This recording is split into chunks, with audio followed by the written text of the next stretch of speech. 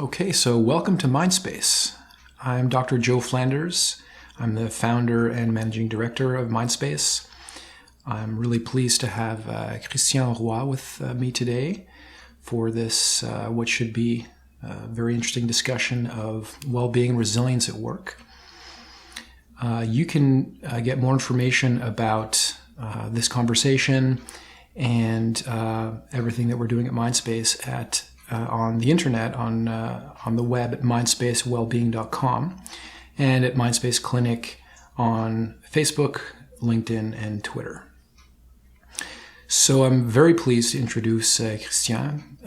He is an executive vice president of the health division and a partner at Tank, which is a large advertising agency in Montreal. And he's got a really interesting story to tell about his experience in the last 6 months to a year. So really looking forward to getting into that. Christian, why don't you tell people how what you do and how people can find you online? Good. So as you mentioned, I'm an executive vice president for the health division at Tank, which is a large agency in Montreal. And we have about 50% of our business is in consumer types of business, banking, insurance companies, retail industry. But the other 50% is health, mostly pharmaceutical. And because of my background, I spent over 20 years in the pharmaceutical industry. So I head up that division. And online, they can find me under my name, Christian Roy, on Facebook. And then we'll post my blog information on your site. Yeah. So that's a key note here that Christian has written this really compelling sort of blog post or short story or something that kind of gets into the details of what we're going to talk about here. And we're really excited to see that online, and we'll definitely flag it for everybody so people can check it out on his blog. So if I understand correctly, you went through a pretty intense burnout. Yeah. Maybe you can just provide a little context around that. So what was going on at the time? So basically, it's interesting. So in late April 2017, we had just, so you said I was a partner at Tank. I used to be a partner at Tank, but we sold the business. So technically I'm no longer a partner, but I'm part of what you call an earn-out period. So in December of 2016, we actually sold to a large network. We had been looking at attaching ourselves to a larger network to really help us fuel the growth, and we really found the right partners.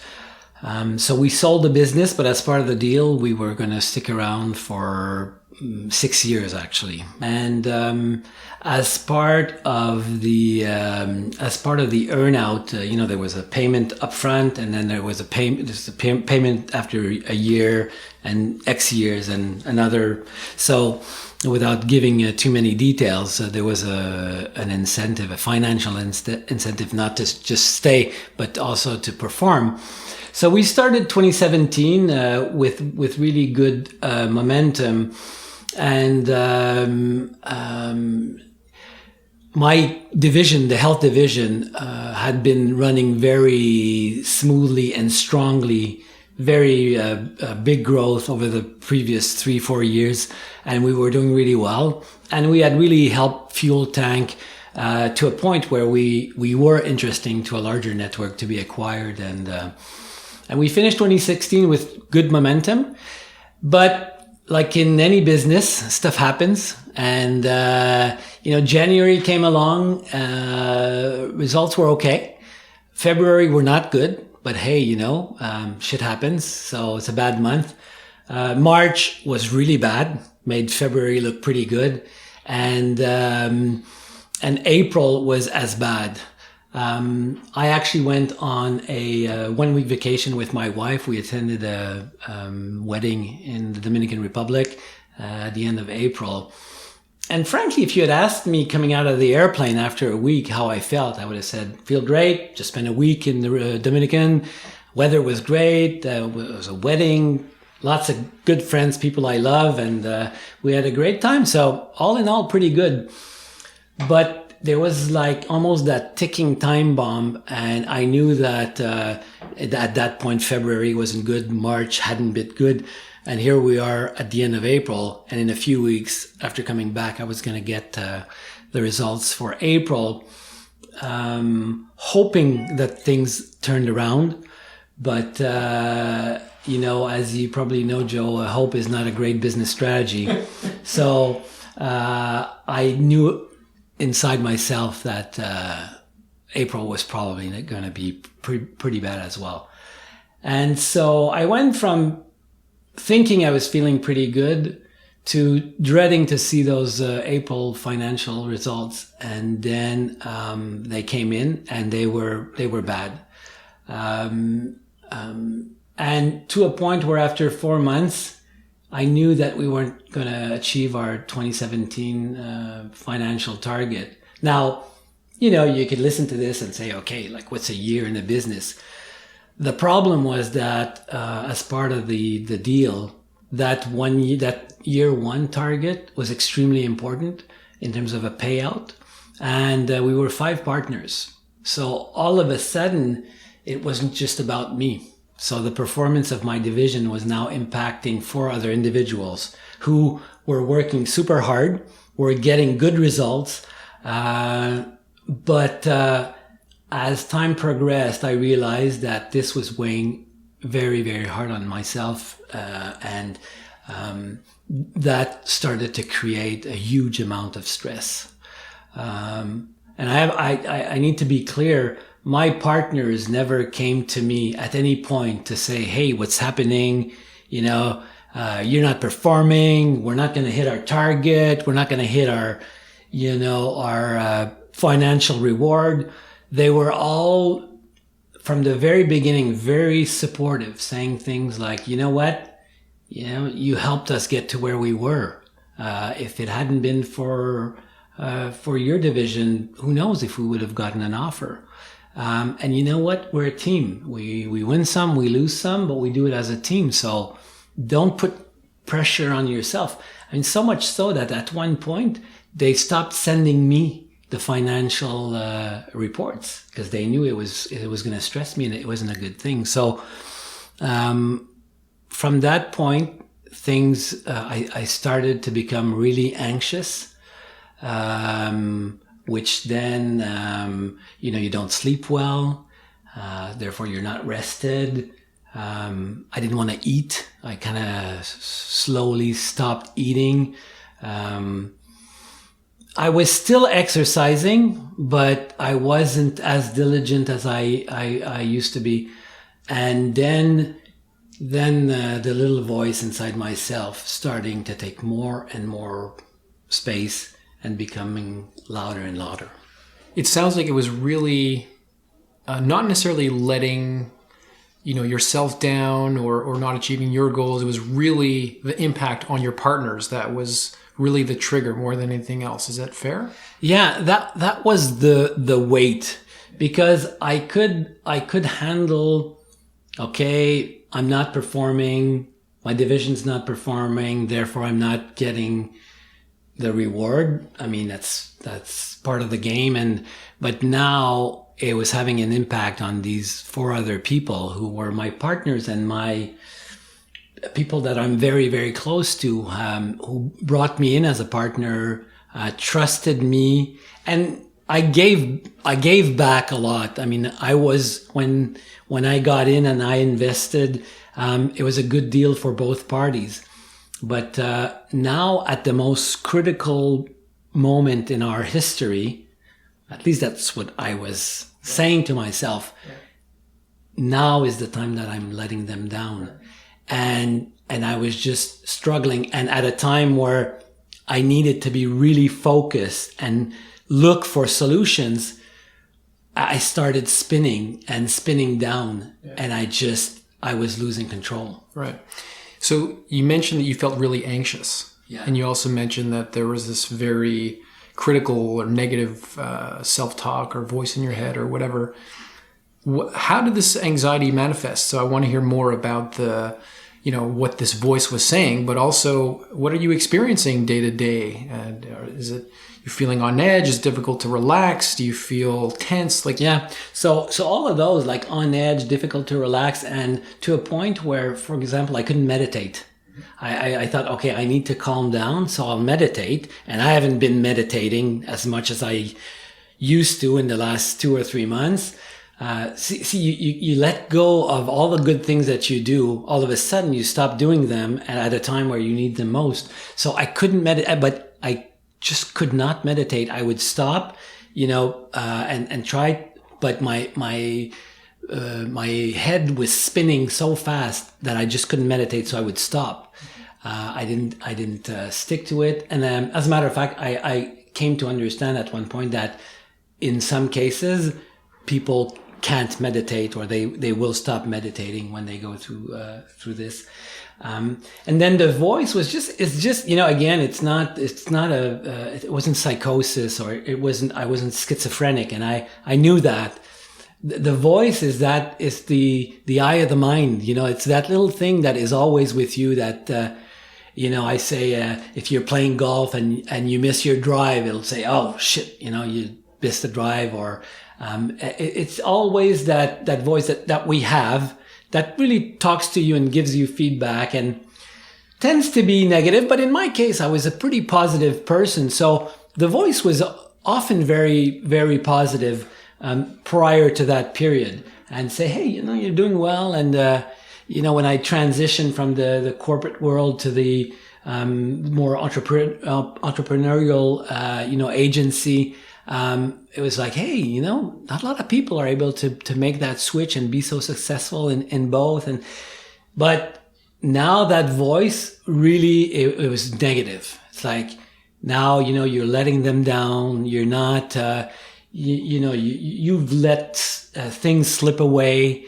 And why weren't you on top of things? And how could you let that happen? And now these individuals who trusted you, how can they trust you? And, frankly, if one of them had done that, how would you have reacted? And it was louder and louder, more present, and more negative. And it was just me beating myself down. And the being on edge, anxiety. So I would fall asleep because I was tired, but then I would wake up at 3 or 3:30 or 4, and then the voice started. It's like the wheels are spinning, and it's, thinking about, and not so much solutions oriented, but problem focused. And there was just no way. And that lasted probably a good 3 or 4 months. If I was awake, it didn't matter what time, there was just absolutely no way I was going to fall asleep again. So how are you able to go to work in that period? Well, fortunately, my youngest kid is in high school, and he gets up early. And so my wife gets up and the house wakes up. So I would just go through the motions and just crawl out of bed, go into the shower, and just get dressed and just put myself in the car and get to work. But very quickly, I became completely useless at work. I mean, I wasn't able to focus. So to the anxiety became all these other cognitive symptoms. So my ability to focus on a task, my ability to concentrate, my short-term memory, all of these things started not working the way they used to. So I just wasn't very useful at work. At a time where you really needed to be at your best to try to right the ship on what was happening in your department there. And what was even, we were talking about the voice, is that when I was in the corporate world, often they would refer to me as the crisis management guy. In times of crisis, this is the guy you want to be with. This is the guy you want there because he's super calm when things get really messed up. And so I was thinking, I'd lost that all of a sudden. And I started to think that was a bit of a fraud. Like I was just at the right place at the right time and I had the right people around me. I wasn't really the guy. Because see, now it's happening. And when you need it's your crisis and you're not even showing up. To the contrary, now you're panicking. I mean, I used to be the guy who would see an accident on the highway. I would pull my car, get out of the car and just, get involved, right? And my wife would say, or my kids would be afraid that I'd get in trouble one time because I just get right in there. If there's a crisis and there's a need for action, I'd be there. But when my crisis came, I wasn't there. So I started thinking that whole thing was a bit of a fraud. So you're slogging through the workday for 3 or 4 months. Yeah. Presumably, doing your best, but maybe not as productive as you'd want to be. What happened then? Yeah. So what happened is, end of April is when I come back from Dominican Republic, start, kind of sliding down or spiraling down. And, my partners would say something like, you need to take care of yourself. You're putting too much pressure. We're going to get through this. You've only been with us for 4 years and, we haven't had much of a down cycle, but that's par for the, like what you've lived the last 4 years is amazing. But what we're now living is just part of a cycle but it just didn't resonate with me. So, but showing up, not being able to do things, participating in executive meetings and not being able to contribute and just being sitting and silent. And that just wasn't the person that they were used to. So at one point, it was towards the middle of the month of June, and Mark, who's who was one of the partners and is now my boss, said to me, he said, listen, I think you need to take some time off. Why don't you take some time off and just find a way to get better, focus on yourself. Let us take care of the business. We can manage, things are not going to stop. And so I agreed. I had a meeting in Vancouver coming up the following week. So I said, let me just continue. What I'll do is next week, I won't come in on Monday. I'll leave to go to Vancouver on Tuesday, do the meeting on Wednesday, and then I'll take, it was going to lead to Saint Jean-Baptiste, so I'll take that and I'll add a few days and we'll see how it goes. So that was the plan. The following days, I just kept on getting worse. And now I was I didn't know how I was going to make it to Vancouver. Like, how can I get into a plane and fly for 5 hours and find a hotel? Like things like that I had done. Like I traveled the world and been in meetings in Seoul and in Tokyo and traveled on my own. Now I was afraid that I wasn't going to make it to Vancouver. So I did. I remember I took a red-eye flight and I bought myself like a business class ticket so that I could sleep, and go to the meeting the next day and just, so I did that. Thank God, the client was a good client and I managed. I went on autopilot as much as I could. I'd probably give myself like a 6 out of 10, on the way I managed that meeting and the way I moderated. Maybe I'm a little tough on myself. I think I have a lot of experience. So I managed, came back home, and then I was happy that now I was home. I'd made it through the trip to Vancouver and I took some time off. But as I thought, okay, now I can relax, but that didn't happen. As soon as I was off the Monday, where I should have gone to work, I became obsessed with going back to work, because now what the voice was saying, now you're really bailing. You let them down and now you're bailing. You're not even showing up at work, right? So I became obsessed, but I knew I'd spoken with Mark and we talked about like at least 2 weeks. You need to take a significant amount of time. So I don't even remember exactly what I did during those 2 weeks, but I remember being obsessed about going back. So I was going online, logging onto my email, responding. And so I didn't really disconnect. And I came back and I said, okay, it's cool. I'm back. I took some rest and so I felt good for a short period of time about, okay, I managed to get back and I'll get through this. But took a couple of days of vacation. And by the way, I'm anybody who knows you, I'm not a workaholic. Like I've always had a good work-life balance. I would take 2 weeks in the summer. Sometimes I took 3 weeks. Like I take my breaks, and I'm not one to stay in the office until 11 at night. And so I kept on showing up at the office, but within 48 hours, the pattern was back, and now I was just starting to continue to spiral down. Luckily for me, it was the July and August month, so less busy, a lot of people on vacation. But frankly, there were days I would come in, turn my computer on, and I'd look at my screen for hours and hours.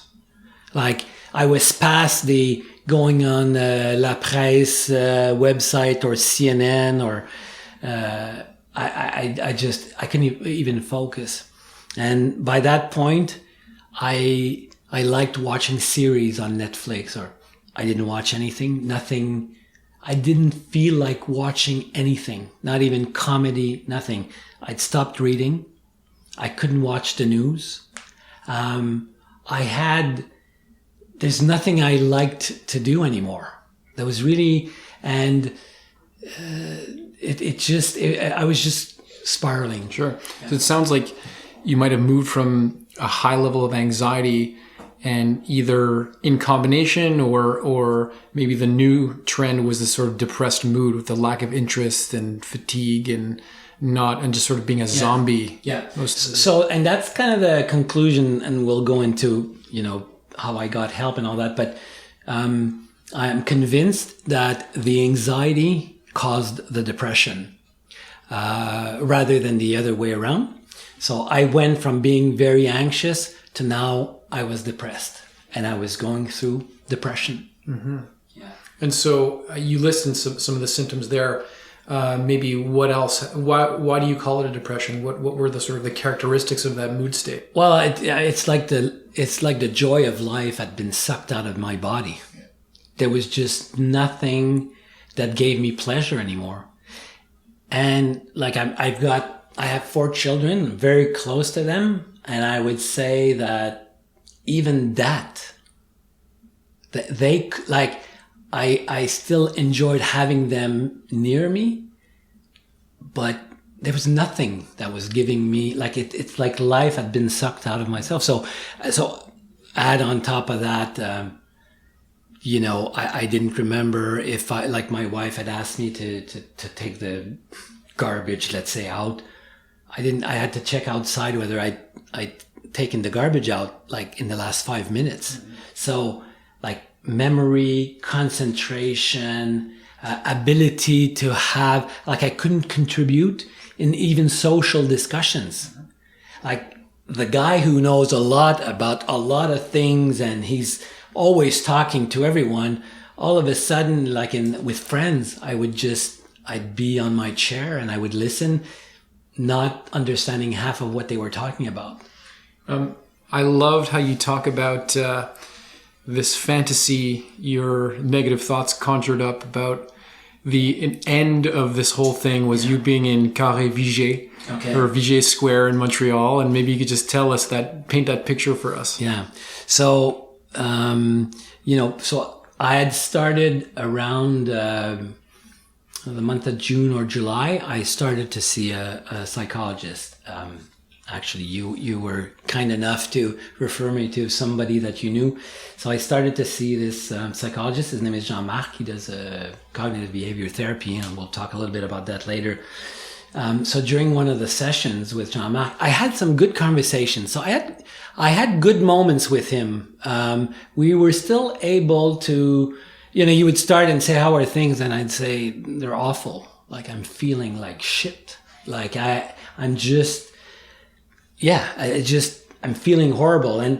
But we were still able to have with him some intellectual kind of conversations. And cause he would tell me about, if he gave me explained a tool, something that we could do, he would explain and I'd say, yeah, that kind of makes sense, but not going to work with me. It's not kind of stuff that is going to bring me out of where that hole that I'm in. So a conversation we had, it was that how I told him I was going to wind up within 6 to 8 weeks. I was going to, or maybe a little bit more than that, in the next 6 months. But it was a short time frame. I was going to wind up in Carré-Vigée as a homeless man. He said, oh, that's interesting. He said, why do you say that? I said, well, first of all, I'm off work. I'm never going back to work. And if I do, it'll be like in May. I'm going to be there. I'm going to fail. And they'll see that very quickly this time. And at one point, these guys are just going to say enough is enough. They're going to throw me out. So I'm going to wind up without a job. And I'm not going to be able to find it. I can't even keep the job that I know. How am I going to find another job? So nobody's going to hire me. And so that's going to create a financial issue for me. And my wife is there. She's supporting me. But at one point, she's going to get fed up. I mean, she's in her early 50s. She's beautiful. She's intelligent. She's going to say, okay, I need to survive this. Like I'm drowning. She's not going to allow herself to drown. So at one point, she's going to call it quit. And my kids, they're like, they're 13 or in their early 20s. They're like, at one point, they're going to move on with their life. The last thing they want is to spend time, any significant amount of time with their loser father who's just like, and so financial difficulties, no job, no wife, no kids, no friends. Therefore, eventually I'm going to get kicked out of my house. And what am I going to do? I have no money, no jobs. So I'm going to wind up in Carré-Vigée. Right? And I was like, if you had been sitting there, Joe, I would have told you the story. And I was convinced. And Jean-Marc was nice about it. You can imagine he had a different perspective than me. And he said, interesting. He said, if I could put all the money that I own, and if I could mortgage my house and take my kids' savings for education, and if I could bet on the fact that that's not going to happen to you, I would put every single dollar that I have because I know it's not going to happen to you. How did you respond to that when he... Well, we laughed. It's funny enough. We I chuckled. I said, yeah, well, you're not me. You're not inside of me. You don't know. And I want to think like you think. He said, listen, first of all, the story you've just told probably happens, once in a while in a very specific, but not in your condition. Not with the kind of support that you have from your partners, from your wife, from your children, the environment, the fact that you're sitting here with me and we're talking this through. He said, it's just not going to happen. But he said, I kind of get that, that's what you think. So he challenged the fantasy a little bit and did some reality testing with you, which obviously is part of that cognitive behavior therapy model. I'm guessing... that was part of your work with Jean-Marc. Anything else that sort of stuck out in terms of what was helpful about the therapy?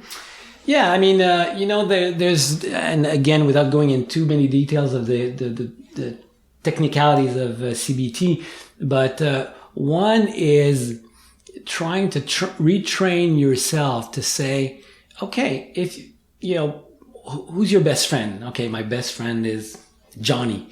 So if Johnny came to see you and told you the situation and what his fears are, what would you tell him? So for example, he'd say, about the work environment. You know, okay, so you weren't able to deliver on the revenues with this client because this happened, and you've got an explanation. If that happened to Johnny, would you say, Johnny, you're a loser? Like, I can't believe you. No, you'd say, hey, Johnny, this is business. Par for the course. You win some, you lose some. Stuff happens that's out of your control. And so, funny enough, I was still able to say, yeah, that's what I would tell Johnny. But my little voice wasn't buying that. Right. My little voice was still telling me that I was a loser because I had let that happen. And so curious to hear what sort of snapped you out of this. And sounds like there's a really interesting and important story about your experience trying medication. Yeah. And then some of your own resources that kicked in at some point. Yeah. And maybe before I go there, so just to because I did go back off work. So I continued to go to the office and kind of look at my screen. And at one point, actually, my wife, Wanda, God bless her soul, she was looking at all sorts of ways to get me out of this situation. And she said, why don't we go to New York? You know, we'll take Maxime, our youngest, and we'll go to New York for 3-4 days. And so she rented an apartment right on Times Square. And so to me, that was like if you'd stick a knife in an electrical outlet.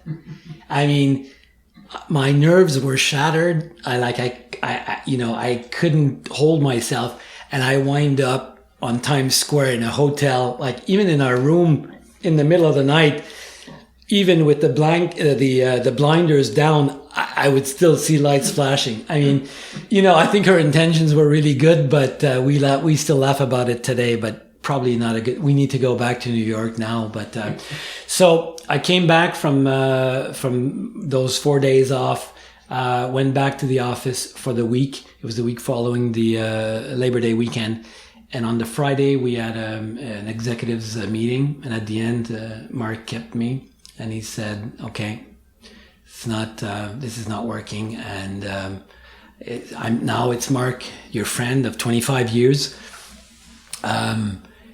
Guy, what are we going to do? Are we going to wait until I need to go in the office and call 911 and put you in an ambulance? And this is not working. So I feel I absolutely need to tell you to pick up your stuff and go home. And you know what? Forget about the rest of 2017. Take 3 months. We're going to take care of business. We were well covered with insurances and all that. It's not going to make a difference financially for you, but you need to take care of yourself. You need to get better. Because right now, you're not helping yourself. You're not helping us. You're not helping your wife. You're not helping your kids. And I'm just afraid that there's going to be no end to this. So you just need to pack up. So, and I started crying and I said, I think, yeah, you're right. So the only thing though in that meeting is I asked him, he said, we'll manage, we'll tell people. And I said, you know what? When you tell people, tell them that I had this urge, and I'm not sure why. And I guess it's because it's who I am, like fundamentally. But I said, tell them that I'm in a depression. Tell them it's a burnout. And we tried like a couple of weeks and, I tried to come back, but it's not working. And I just don't want, whenever I come back, I don't want this to be tiptoeing around this or pretending that. So that's the only thing I asked him to do. And he did that. So I went back home and I was off. That was early September. And I went back in mid-November. Mm-hmm. So I was completely off. And they disconnected me. They blocked all my access to emails, anything on the server. I could not access any information. and they gave strict directions to people not to be in touch with me unless I did, from a social point of view, not to get in touch with me. But it sounds like that speaks to the culture at Tank, that they handled it in this way, particularly your partners, but that's setting the tone for everybody, and the transparency that you requested. What can you say about the culture at Tank that permitted all that? Yeah, I mean, it's definitely in our DNA, the transparency, the collaboration. We're a big collaboration organization. And I know that I was extremely fortunate to be in that kind of environment that allowed these things to happen. And I think as an organization, we grew out of that. They I was talking to the partners, and they were all super supportive. I mean, little anecdotes of, I would, when I was fed up of watching the screen for 2 hours, I'd leave and I'd go, we're in old Montreal, so I'd go for long walks. And, one of them would find me or would call me. Where are you? Well, I'm on the corner of this street and this street. Okay, I'll be right there. And they'd walk with me, and it was always about, you need to find a way to get better, and maybe you shouldn't be here. And sometimes they would just say nothing and we would just walk. So, Valia, Lynn, they would do that. And I remember Lynn, who's my, one of my key people at work, would tell me, "Hey, Guy," she'd call me Guy. I think, I think you need to go home. And but that's the kind of culture that we have. It's a lot of people say we're one big family, but we are. And so we grew through that experience, because here I was, one of the key, executives at the company, one of the former partners, going through this. And, I remember Max saying, it's a humbling experience for all of us. And the fact that you're going through that, it just tells us that we need to be careful. And so we just have that kind of DNA that allowed me to go through this the way I did. Okay. Wow. So you finally sort of cut and run. You're home. You don't have any access to work. And now your only mandate is to get better. Yeah. So, you referred to medication. So back in 2000, I'd had, when I went through my divorce, I had a bit of an episode where I wasn't feeling great. And so my doctor at the time had put me on an antidepressant, and it worked really well, helped me get out of it rather quickly.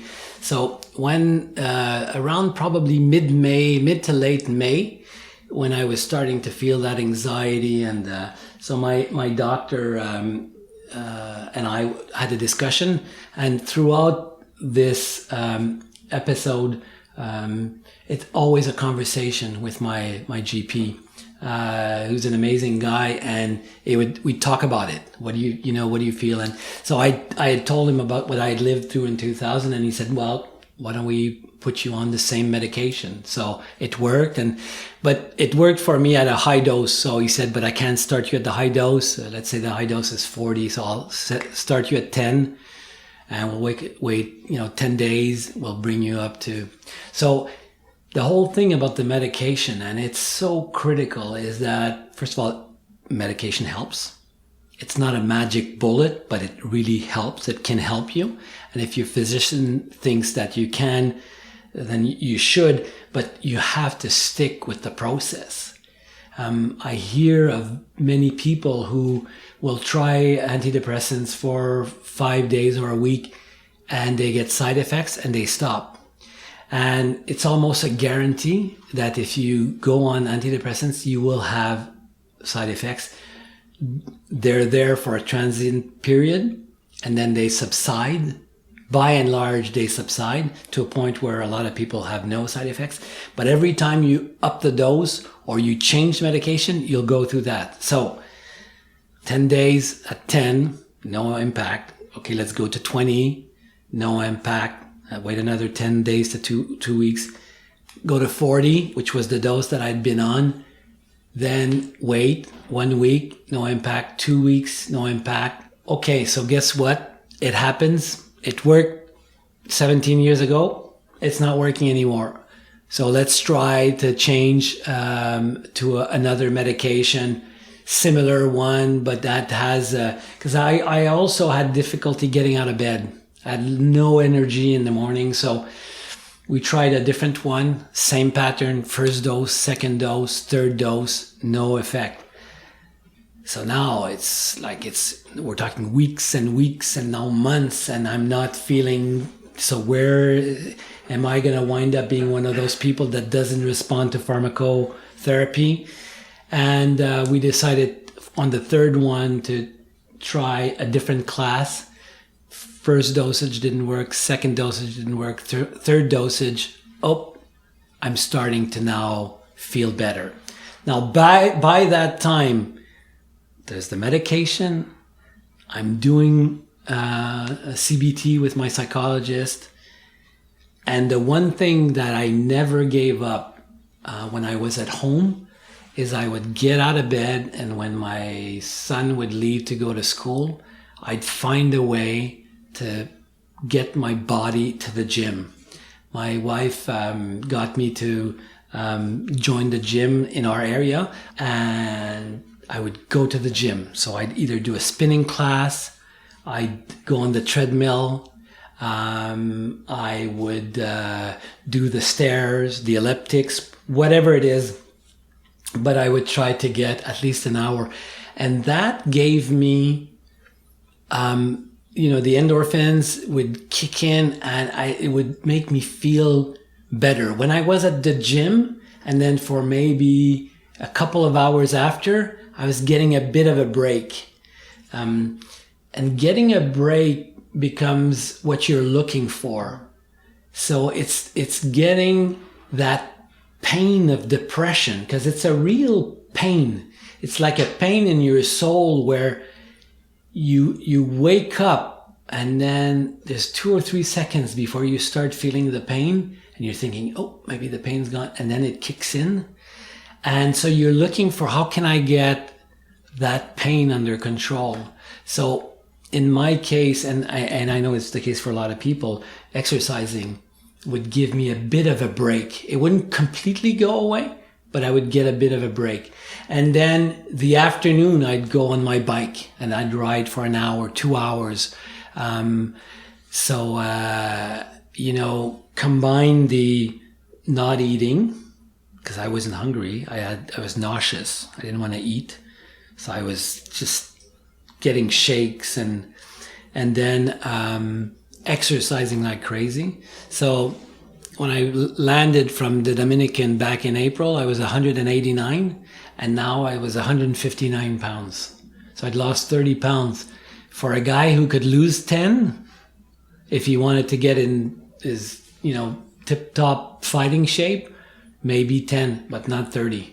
So then at 159, my clothes don't fit, my pants don't fit, and don't talk to me about going shopping for clothes, because I can hardly get out of bed. Last thing I want to do is be in a shopping center. So I'm putting my baggy pants and my belt, and I had to put yet another hole, and my t-shirts are too big. And so every time I look in the mirror, I see this guy who's just, I can't recognize. So, that's... Yeah. You had another really interesting anecdote about, so you get the break from the exercise, but there's also this break that you get. Sometimes you took some medications to help you sleep, which is obviously super important. And there'd be a brief moment after you take the medications, but before you fall asleep, where the pain is gone, or what was that moment like? So I would take the medications called benzodiazepines. So in addition to the antidepressants, I'd take these sleeping pills, and what they do is they manage the anxiety. So now I would sometimes take some during the day, but it makes you a bit of a zombie. So I would definitely take them to sleep. And so that was kind of the golden few minutes, maybe 15 minutes to 30 minutes. When I'd go to bed, I'd take the medication, the anxiety would go away, and I was in my bed. I was either reading if I was, or just trying to fall asleep, or playing on my iPad. And then the anxiety would go away and I would feel good. And all of a sudden I'd start thinking, wow, now I'm okay. Like, that's it. The pain has gone away. And then I started thinking, okay, well, tomorrow what if because I have 2 kids who live in Quebec City who study there. And I thought, what if I just took my road bike and buy a couple of bags that I can put on it, and why don't I cycle to Quebec City? And then I get all revved up and thought, okay, I'll do that. That's a great plan. And then I'd fall asleep, and then I'd wake up the next morning and there was the pain again. And then so the voice would then say, like, you're freaking stupid. Remember last night you thinking you would cycle to Quebec City. So now I was back into, how do I get out of bed? Mm-hmm. And facing that you thought you were going to cycle to Quebec City, like, right? So that just brought me down even more. And I thought, when I thought I was feeling better, I was actually almost delusional. But when you think about it, I was in great shape. I did rides for hundreds of kilometers. So to think that I could go and do this while I have the time and I'm not working is actually not such a stupid idea. And I have 2 kids there. I could see them. So, but in the morning, I thought, wow, that was the craziest idea you had. So that kind of compounded the anxiety. So, yeah. Yeah, so just it's incredible how that emotional state will color your perception of reality and perception of yourself. And the medication can just move you so easily, effortlessly from one state to another. Absolutely. Yeah, it's incredible. All right, so you've got this recipe, right? The exercise. And did you want to elaborate on that, or do you feel you sort of... Well, I mean, at the end of the day, so all of a sudden I'm starting to feel better. The fog is lifting, the pain is lifting. So, and I'm exercising now. All of a sudden, I'm eating. I'm starting to feel better. I don't have the nausea. That's related to both the anxiety and perhaps the medication. So, I came out of there with basically my recipe to be mentally healthy. And basically, I need to be compliant to my medication. I saw a couple of times a psychiatrist actually to help my GP and I are we on the right path for pharmacology, because I had these successes of failure. And so he said, my recipe from a pharmacological point of view is, first episode, you're on medication for a year, and then you start weaning off. Second episode, you're on medication for a year, and then you kind of go off slowly. Third time, it's medication for life. So that was his approach. So for the next year, I need to be compliant on my medication. Mindfulness. So my practice of mindfulness and meditating and doing all the exercises around mindfulness to focus on being in the present moment. I need to do that. What does being in the present moment do for you? Well, it makes me enjoy life, because life is happening in the present tense. So not dwell on what happened or didn't happen in the past, and not care too much about what's going to happen tomorrow. But like right now, I'm with you. Like, you're the most important person in the world.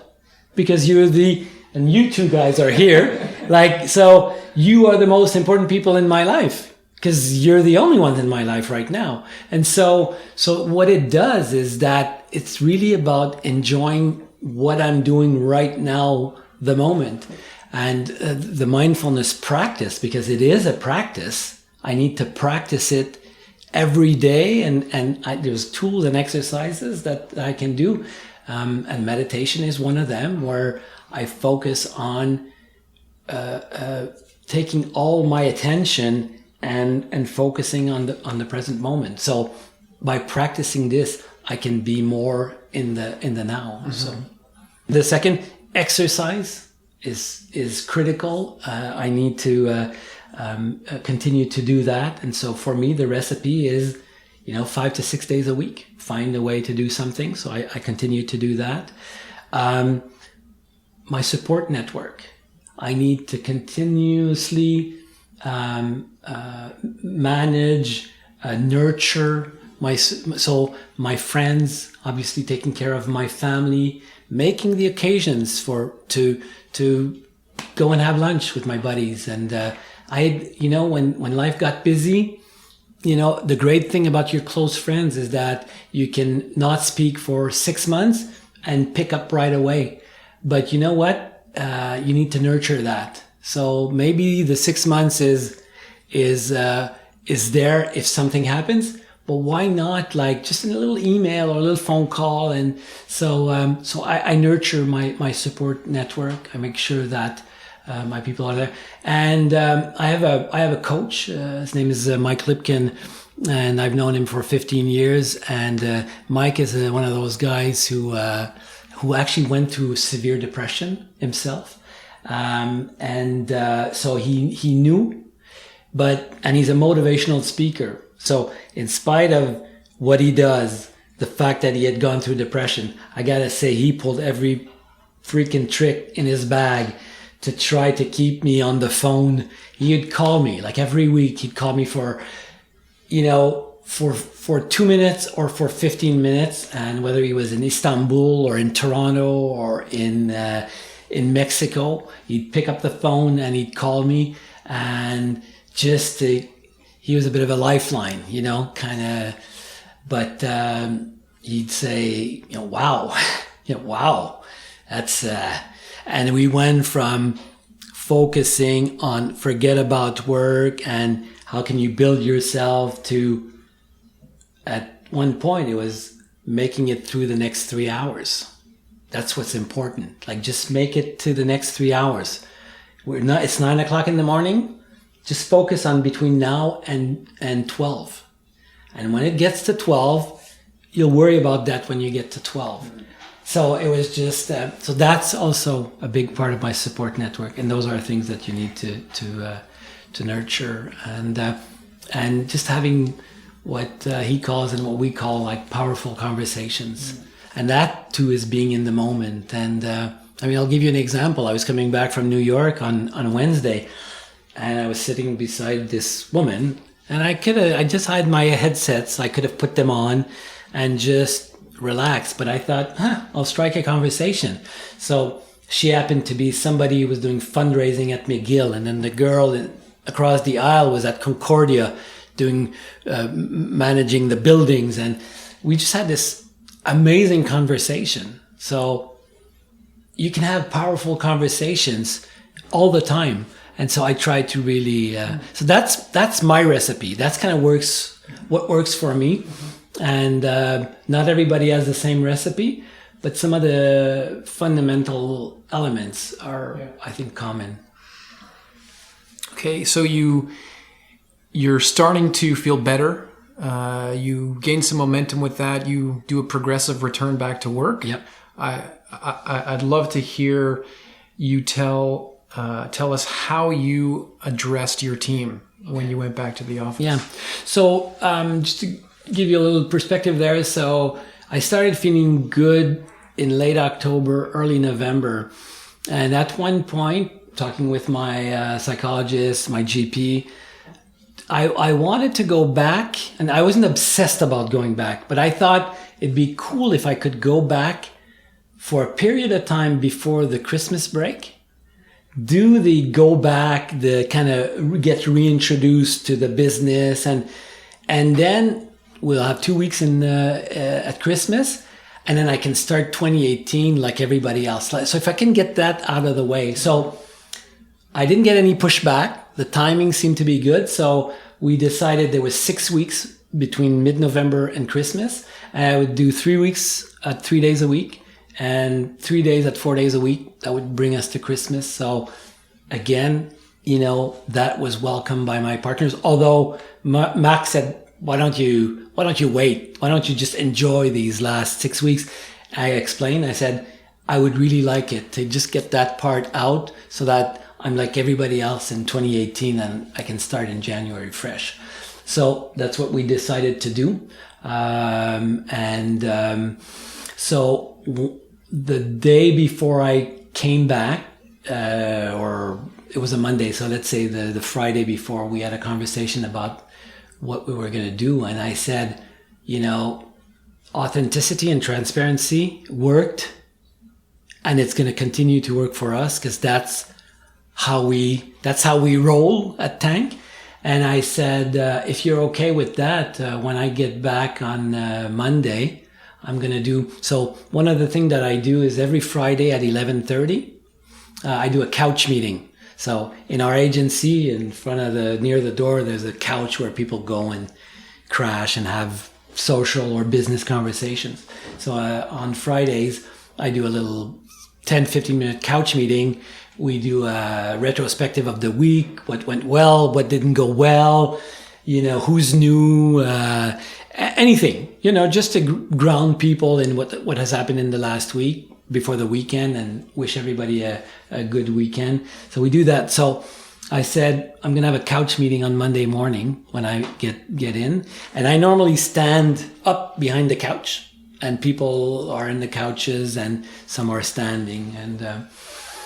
And so called the meeting and everybody came. I was sitting on the couch, and I said to the people there, I said, hey, happy to be back. Could be here telling you that I just finished chemotherapy and I'm I'm able to come back, or that I had knee surgery, I had a knee replacement, but that's not what happened, right? I think Marc and the rest of the team were clear. I went through a burnout. I had a depression. I had a mental breakdown. And I said, that's what happened to me. I said, I want to be, and I'm sharing this with you because we say we should talk more about mental health. And we're a communications agency and we're in healthcare. So if we don't do it, who's going to do it?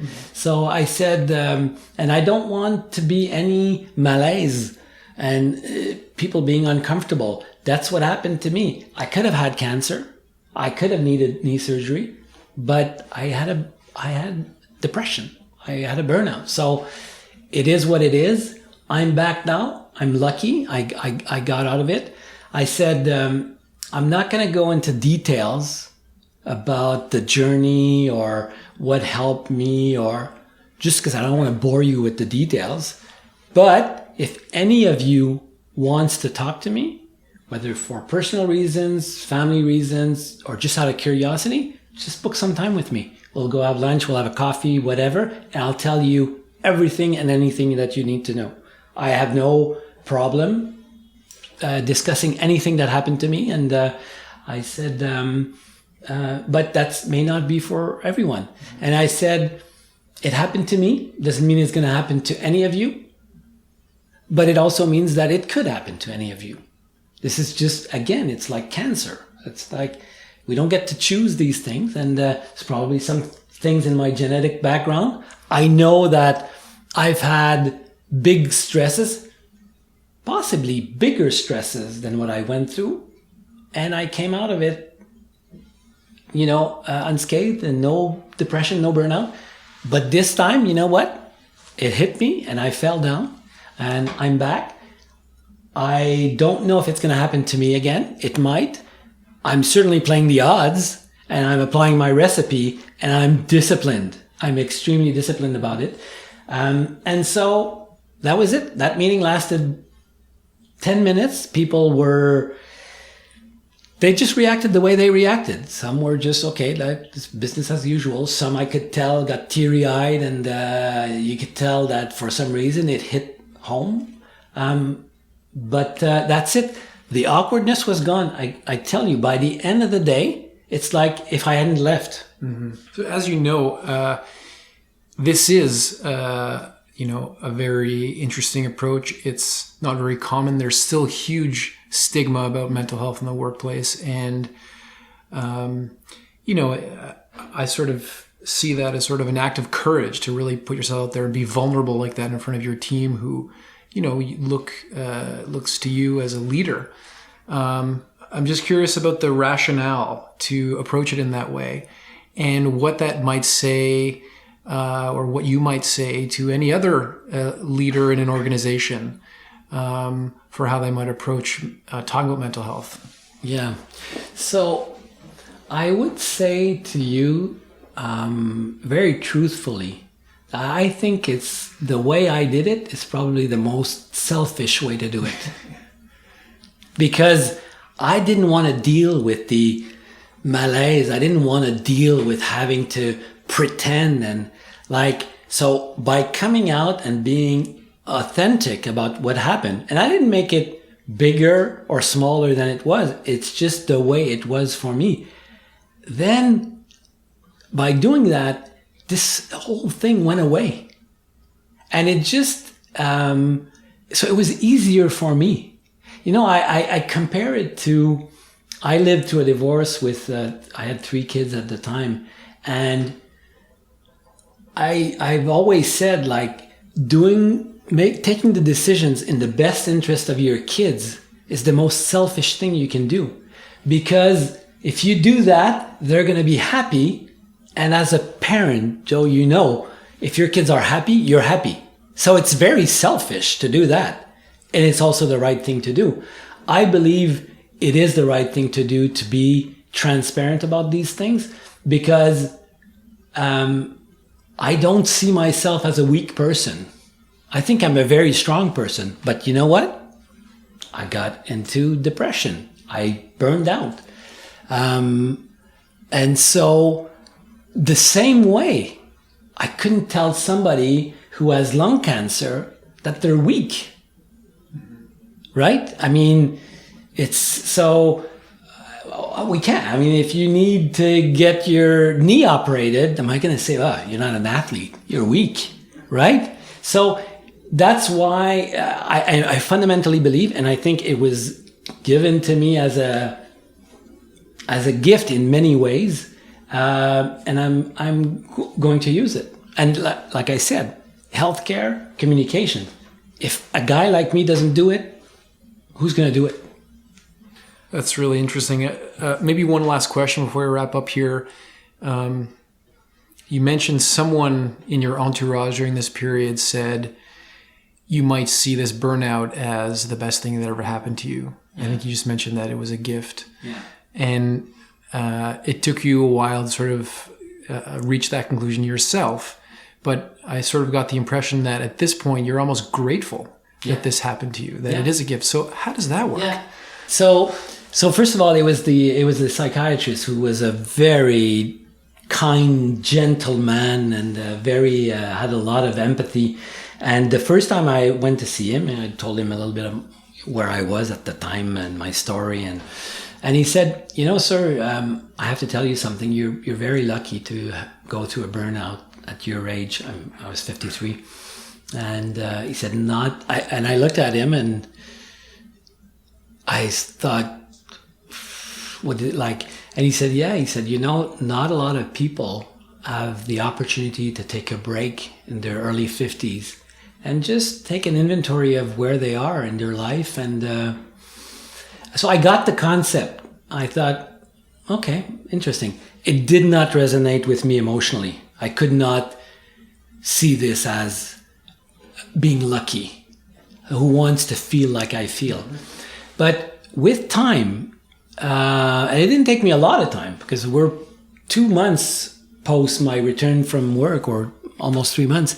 And this analogy came to mind of a boot camp. So let's say, Joe, that you had let yourself go for the last 5 years. You stopped exercising, you're eating junk, and you're piling up the pounds. And you're now 100 pounds over your weight. And you decide, I need to do something. And you sign up for a 2-month boot camp. If I went to see you on day 30, and you had done a randonnée climbing up a mountain, it took you 2 hours with a backpack full of rocks, and then they came back, they threw you in a pool with weights on your legs to do laps for 2 hours, and now you were in the middle of doing 100 push-ups. And I went to see you and I say, hey Joe, how are things? You'd say, I want to puke. Like I want to die. And you know what? Get me out of here. I want enough out, time out. I'm done. Okay? I just want out. But I'm a good friend, so I don't take you out. I leave you there. And then a month later, you've lost 105 pounds. You're in the best shape of your life. You now are back into healthy eating habits. You exercise. You're just on top of the world.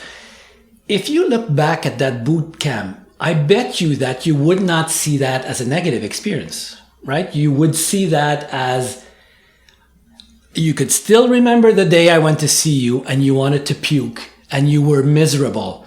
But even that day wouldn't be a negative thing. It's just what you had to go through in order to get to lose 105 pounds and have this new body and this new lease on life. So to me, it's a mental boot camp. I got to go through a mental boot camp. I had the opportunity and I was well surrounded. I had a great psychologist. I had an amazing GP.